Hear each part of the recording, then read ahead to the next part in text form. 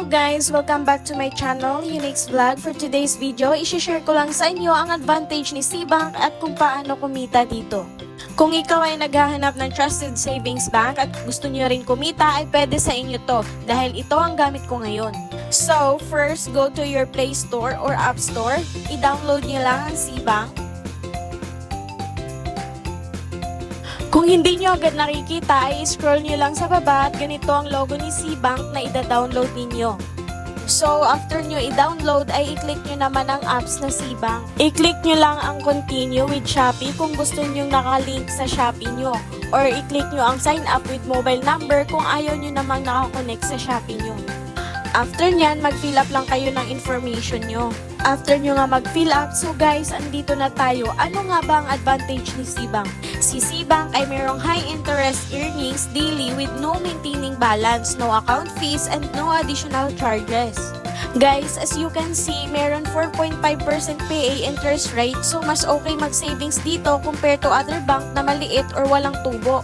Ang nakaganda pa dito guys ay pag nag-bank or e-wallet transfer kayo ay no transaction fee. Hindi tulad sa ibang bank na nagbabawas pa ng 15 pesos to transfer money.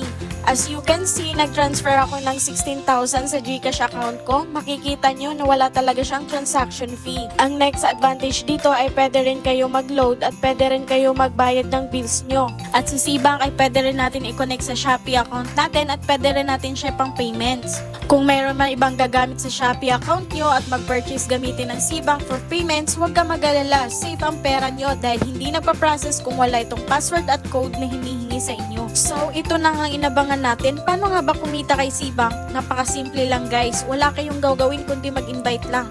At kung mag-render man ng 1K yung na-invite nyo after 3 days ay may 100 pesos ka na. At yung na-invite mo naman ay may 50 pesos. Pwedeng-pwede na, diba? Yung ipon mo may increase na, kikita ka pa kapag nag-invite ka. At syempre, meron tayong proof of transaction na ito talaga si SeaBank ay ginagamit ko. As you can see guys, ito pa lang ang kita ko kay SeaBank dahil isa pa lang ang na-invite. Nag-render ng 1K plus ang na-invite ko, so after 3 days, may reward amount ako ng 100 at may 50 pesos naman ang na-invite. Last guys, ay paano nga ba mag-invite? So, i-click nyo lang ang refer and earn.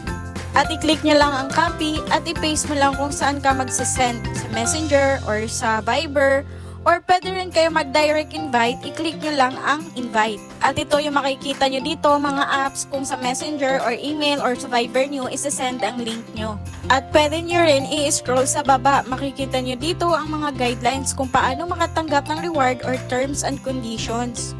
So, sa gusto mag-savings na may interest, mag-SeaBank na kayo. I-click nyo lang ang aking link na sa aking video description.